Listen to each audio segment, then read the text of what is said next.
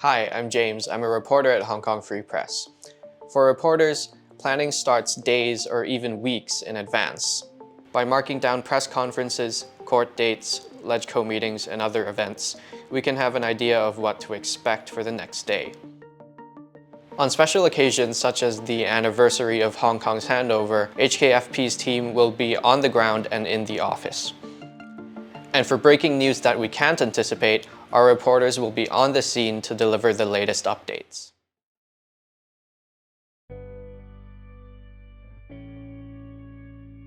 Hi, this is Kelly and we are heading to West Kowloon Magistrates Courts. Today we're covering a trial hearing. The team will check in late each evening to decide together who will deploy and to where. During the day, news may come to us in the form of public tip-offs by phone or email, press releases, or from our own sources.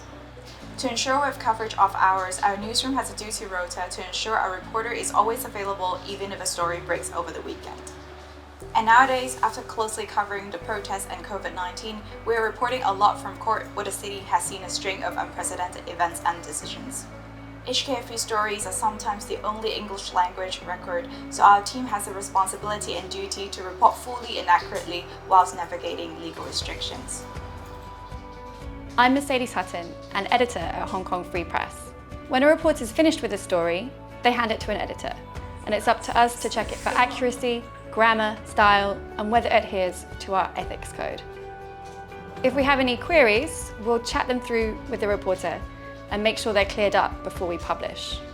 We ensure that all articles contain direct quotes and that every piece of information has clear attribution, so readers know where we got it from. If quotes are translated from Cantonese or Mandarin, we'll let readers know too. When it comes to features, profiles, explainers, and other longer stories, we meet on a bi-weekly basis to discuss these as a team, workshop ideas, and share progress updates. This content will always be seen by at least 2 editors before it reaches readers. Editors also manage a team of freelancers and opinion writers and oversee the daily editorial schedule. As the news team photojournalist, I'm mostly deployed to the front line, collecting images for the daily news. Whether it be court hearings, protests, press events, or even fires and road accidents. We have a range of gear and lenses for different situations. And if needed, we are able to get shots back to the newsroom and publish within a couple minutes. The situation on the scene can be dynamic or chaotic. So, competing with other photojournalists is a challenge. I have to make sure I am in the right place at the right time and to capture the perfect image.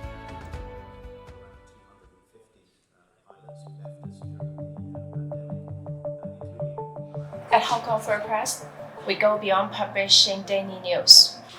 We delve into the numbers, policies, and stories to uncover hidden narratives behind the daily headlines. This is where the journey begins for our features, explainers, and investigative reports.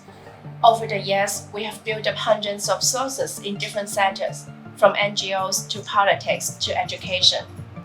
They are our first point of contact whenever there are news developments. When it's quiet, we reach out to our sources once in a while to catch up over coffee. Even on the rare occasions that we allow our source to stay anonymous for their safety, their identity is always known to our team. The police station as some flee down. All our staff are multimedia journalists, often live streaming from the ground, taking photos, and gathering videos on our phones. Throughout the recent protests and pandemic, we've learned to file stories from everywhere. Back in the office, we use a range of tools to make things efficient. We keep track of where stories are in our editorial production line, and we use design tools like Figma to help with storytelling across different platforms. To visualize data stories, we use Flourish to present information in bar graphs, pie charts, and other easily digestible formats. Spreadsheets and bookmarks help us gather data, court case information, and contacts. And all of our constantly evolving policies and guidelines are kept in one place. It's obvious that Hong Kong is facing a press freedom crackdown.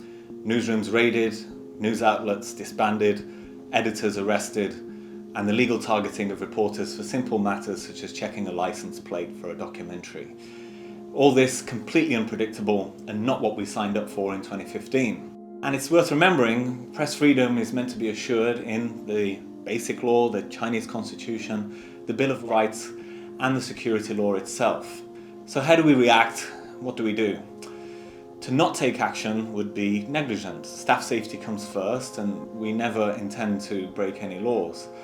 But we also need to prepare for anything, continue the mission, to amplify the voices of the voiceless, to hold the powerful to account, to keep to our ethics code, our principles, and the journalistic tradition, keeping those things at the front of our mind and the security law at the back of our mind.